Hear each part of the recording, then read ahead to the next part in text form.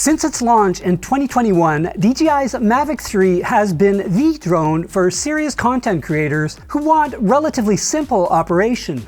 Now, DJI has launched a new version called the Mavic 3 Pro that adds a useful third camera with a portrait-length lens. The Mavic 3 Pro has the same $2,200 launch price as the Mavic 3, which is no longer being sold. The other option is the $1,600 Mavic 3 Classic, which only has the single main Hasselblad camera. The question is, how useful is the new camera and how good is the video and photo quality? To find out, I took it for a quick spin in various conditions to see how it performed.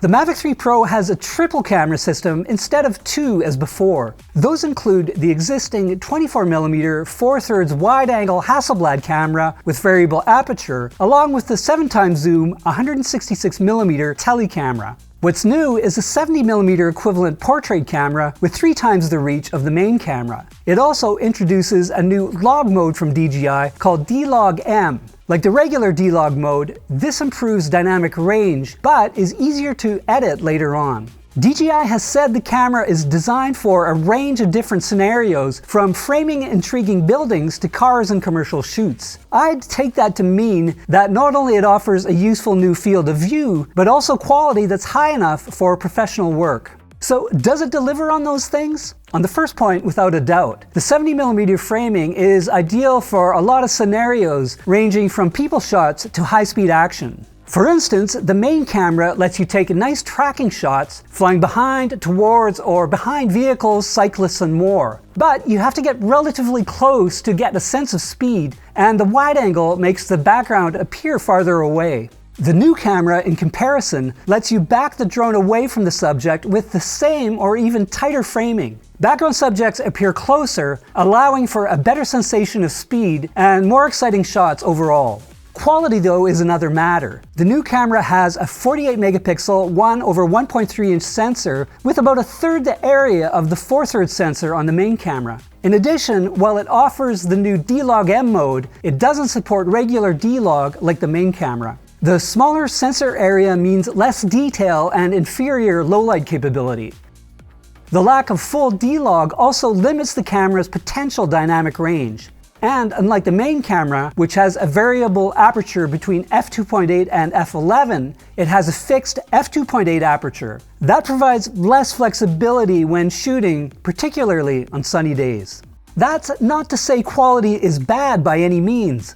On the contrary, video and photos are relatively sharp and colors accurate, much like the Mini 3 Pro, which appears to have the same sensor. Plus, the D-Log-M option does deliver extra dynamic range. Using it for commercial shoots would be a stretch though. It would be like shooting a paying job with an iPhone 14 Pro, which has about the same size sensor.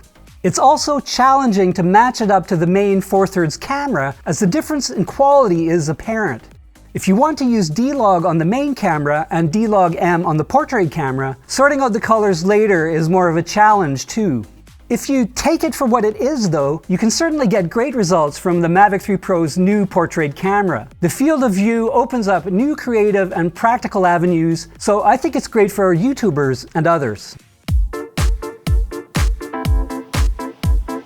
Along with the new camera, DJI has introduced a few other small updates. The 7x tele camera has a faster f3.4 aperture, up from f4.4 on the Mavic 3. And it supports 4K 60 frames per second video rather than just 4K 30p as before. The telecamera still offers no log modes, though colors appear to be improved, and it's definitely sharper. It's great for things like wildlife spotting and inspection, but still has limited creative use given the lack of quality compared to the other cameras. Since the Mavic 3 Pro is a bit heavier, battery life is down to 43 minutes, 3 less than the original. That's still outstanding for a drone of this size, but count on more like 35 to 38 minutes in real-world usage. Oh, and it also has a new sleeker carrying bag.